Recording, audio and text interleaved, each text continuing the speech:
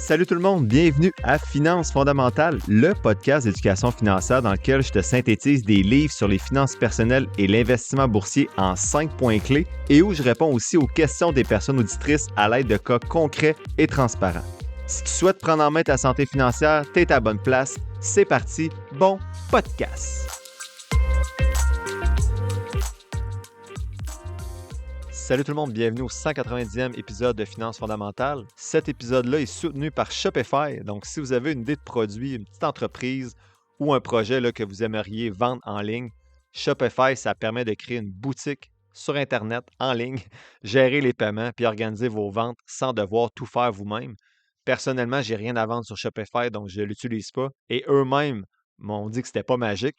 Ça vous prend une vraie offre intéressante pour vendre sur Shopify et réussir. Mais comme outil de vente en ligne, c'est simple, professionnel et c'est largement utilisé à travers le monde. Donc, si vous voulez l'essayer, passez par le lien dans la description de l'épisode. Ça soutient le podcast sans frais additionnels pour vous.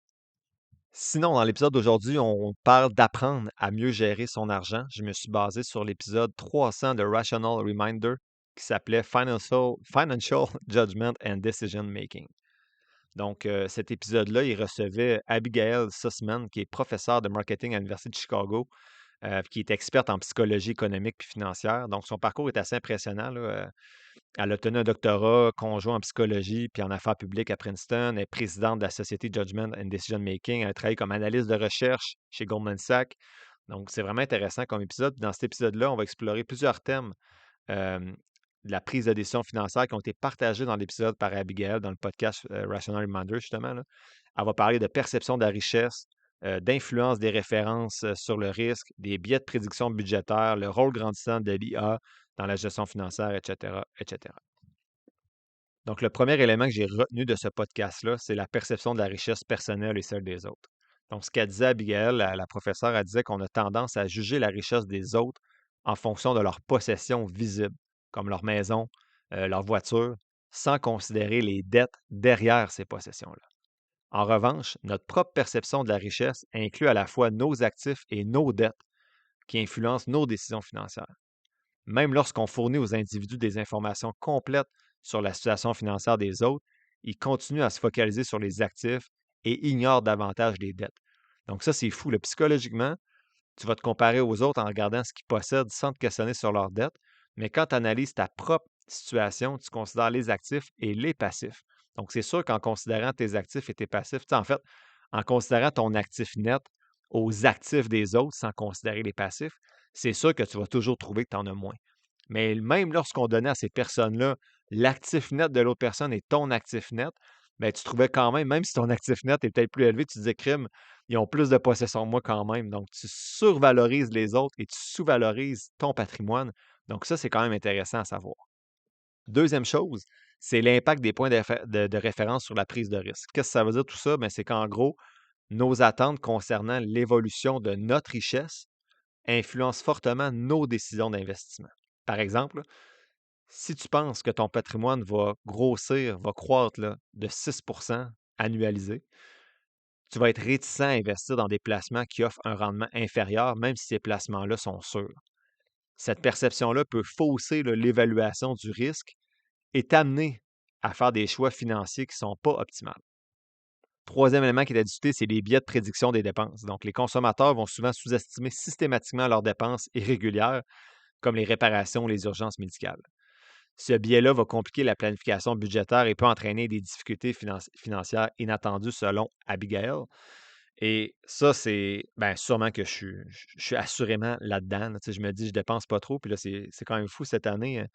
J'ai pas automatisé les virements pour les dons. Puis là, je me suis dit, les 2 prochains mois, je fais moins de dépenses parce qu'il faut que je fasse mes virements vers les dons pour 50% des profits.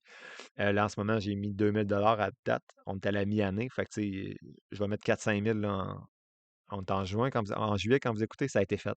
Il y a déjà 4-5 000 qui a été mis en fin juin. Bref, on sous-estime souvent nos dépenses et on sous-estime souvent la prédiction de nos dépenses. Mettons qu'on a des rénovations à faire. Faire le carport à côté de chez nous, ça va coûter quoi? Peut-être 6-7 000, mais finalement, c'est 9-10 000. Tu sais, on sous-estime beaucoup ça. Et pourquoi? Elle explique pas nécessairement, mais c'est un biais psychologique, là, qu'on dirait qu'on se protège nous-mêmes Donc, les gens qui n'ont pas de budget, ben, c'est sûr que tu sous-estimes combien tu dépenses à chaque mois. Et c'est pour ça qu'il ne reste pas grand-chose dans les poches à la fin. Quatrième point qu'elle discute, c'est l'intelligence artificielle et la gestion financière. Elle dit que l'IA pourrait jouer un rôle majeur dans le futur en fournissant des conseils financiers en temps réel, en t'alertant sur des dépenses impulsives ou en te recommandant des alternatives plus avantageuses. Par contre, elle pose aussi des questions de confiance. Est-ce qu'on peut réellement se fier aux algorithmes, sachant que certains acteurs financiers pourraient chercher à manipuler nos décisions?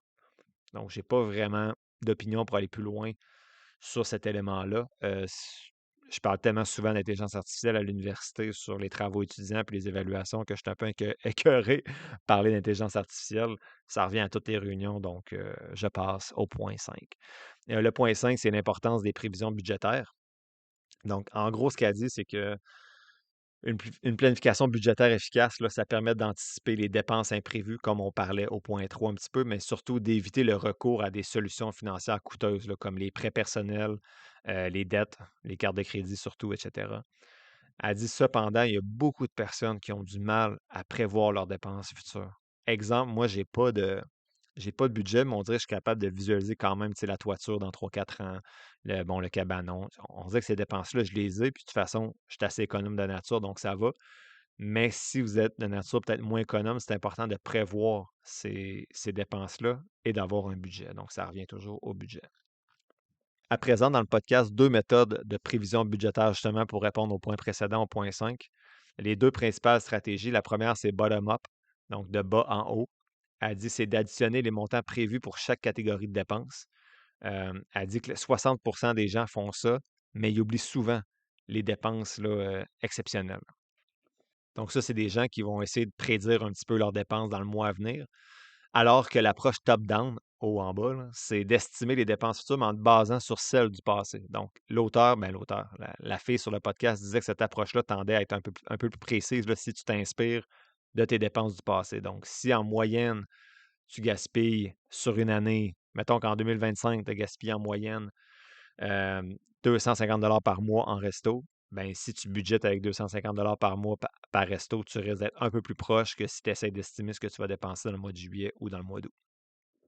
7, à part des expériences pour améliorer la précision des prévisions, là, elle dit qu'il y a une étude qui a été menée avec une coopérative de crédit canadienne qui a testé une intervention assez simple. Elle a demandé aux participants d'identifier 3 dépenses imprévisibles probables pour la semaine à venir. Puis cette réflexion-là a permis de réduire le biais de sous-estimation. Donc, c'est aussi simple que de te poser la question, c'est quoi les 3 dépenses, exemple, dans la semaine qui s'en vient, que tu penses peut-être que tu n'as pas prévu qu'ils vont arriver. Et juste le fait de se poser cette question-là, bien, ça réduisait beaucoup le biais de sous-estimer les dépenses qui allaient arriver parce que tu te posais la question. Donc, en gros, réfléchir à ça, ça l'aide à trouver des réponses. Huitième point qui était discuté, c'est le budget et motivation. Donc, elle présentait une enquête aux États-Unis qui a révélé que 2 tiers des personnes budgètent leurs finances. Donc, les ménages qui ont à faible revenu là, le font principalement budgéter pour éviter de se surendetter. Et les foyers les plus aisés vont budgéter pour atteindre des objectifs à long terme. Donc, on se rend compte, puis c'est quand même curieux, là, c'est aux États-Unis, là, mais ça doit ressembler à ça au Canada, que souvent, c'est la classe moyenne. Donc, les gens au milieu qui ont des salaires intéressants, mais ils ne budgètent pas parce qu'ils sentent qu'ils n'ont pas nécessairement besoin, parce qu'ils ne vont pas souffrir de surendettement. Mais ce qui est malheureux, c'est que peut-être que c'est leur retraite qui vont souffrir, c'est le long terme qui souffre. Donc, c'est drôle parce que souvent, dans d'autres podcasts, on dit que la classe moyenne, c'est là que c'est plus dangereux des fois. Et on se rend compte que l'étude montre ça, c'est que ceux qui ont des faibles revenus sont obligés de budgéter s'ils veulent répondre à leurs besoins de base, alors que la classe moyenne répond à ses besoins de base juste à cause du salaire, mais qui ne crée aucun patrimoine parce qu'ils ne budgètent pas. Alors que les gens qui ont plus d'argent ben, ont appris à le faire puis veulent atteindre des objectifs long terme. Point 9, c'est le dernier point que j'ai retenu de ce podcast-là, c'est l'impact du budget sur la santé financière. Donc, on s'entend qu'Abigail trouvait ça très important, le budget. Elle en parle dans 3 4 points, là. En gros, il y a certaines personnes qui évitent là, d'établir un budget, puis ce qui explique ça, c'est la peur d'affronter leur situation financière. Par contre, il y a des études qui montrent que les personnes incitées à budgéter vont ensuite dépenser moins. Donc, ces gens-là dépassent encore leurs prévisions, là. Tu sais, mettons que quelqu'un ne budgète pas, puis tu lui demandes de budgéter, il va dépenser moins, mais il va dépenser quand même plus que ce qu'il prévoit, mais il dépense moins que s'il n'avait pas budgété. C'est super clair. En gros, Budgéter, ça t'aide à moins dépenser. Donc, les gens ont peur de budgéter pour voir leur réalité en face, mais juste le faire, ça leur permettrait d'améliorer cette réalité-là. Donc, je donne l'exemple, là, je ne sais pas si c'est eux qui l'utilisaient ou c'est moi qui l'ai fait. Là, j'ai fait ce script-là, cette synthèse-là, il y a quelques mois, peut-être même, ça sorti en 2024, ce podcast-là. Attends un petit peu, c'est sorti en quelle année? L'épisode 300? 2024. Donc, ça fait presque 2 ans. En fait, ça fait 2 ans que j'ai écouté le podcast puis je me suis mis mes notes. Donc, je ne me rappelle pas si c'est mon exemple ou l'exemple qui venait du podcast, mais il parlait de Marc et Sophie. C'était en anglais, fait que ça doit être mon exemple. Donc, Marc et Sophie gagnent le même salaire, mais ils gèrent leur argent différemment. Donc, Marc va juger sa richesse en comparant ses actifs visibles à ceux de ses amis, donc voiture, maison, sans trop penser aux dettes. Il n'investit pas beaucoup parce qu'il pense que son épargne va croître naturellement. Résultat, ben Marc se retrouve souvent surpris par des dépenses imprévues et doit utiliser sa carte de crédit avec des intérêts élevés. Sophie, en revanche, a appris à intégrer les dettes et dépenses imprévues dans son budget. Elle utilise une approche beaucoup plus réaliste en analysant ses dépenses passées et en anticipant des coûts exceptionnels, en se posant la question, bien sûr. Elle investit de façon aussi beaucoup plus réfléchie en tenant compte de ses biais et en diversifiant ses placements. Donc, ce que Marc et Sophie nous montrent, c'est que notre perception de notre richesse et nos habitudes de budgétisation, en fait, d'avoir un budget, vont influencer directement là, notre bien-être financier. Donc, ce que Abigail disait, c'est qu'en comprenant mieux nos biais, puis en adoptant des stratégies adaptées à ces biais-là, on peut éviter des erreurs coûteuses et mieux gérer notre argent. Mais pour faire ça, il faut prendre conscience de ces biais-là et arrêter de se protéger soi-même en les ignorant. Pas mal ça. Donc, en conclusion, ce que je retiens de ce podcast-là en anglais, c'est toujours des longs podcasts, là, donc c'est toujours en haut d'une heure, ces podcasts-là, j'essaie de retenir ce qui est essentiel. Euh, Ce que je retiens, c'est que la gestion financière, c'est un subtil équilibre là, entre perception, prévision, puis prise de décision surtout. Donc, nos biais vont nous pousser souvent à sous-estimer nos dépenses puis à mal évaluer les risques financiers, mais il y a des stratégies super simples comme la prise en compte des dépenses imprévisibles puis l'amélioration de notre éducation financière qui peuvent nous aider à mieux maîtriser nos finances et surtout avoir un budget. Donc, une meilleure gestion financière, en gros, ce que je retiens, c'est que ça ne repose pas sur des formules magiques, mais sur notre capacité à prendre des décisions réfléchies. Pas mal aussi simple que ça. La semaine prochaine, je fais la synthèse d'un livre, donc de William Green, écrit en 2024, qui s'appelle Plus riche, plus sage, plus heureux.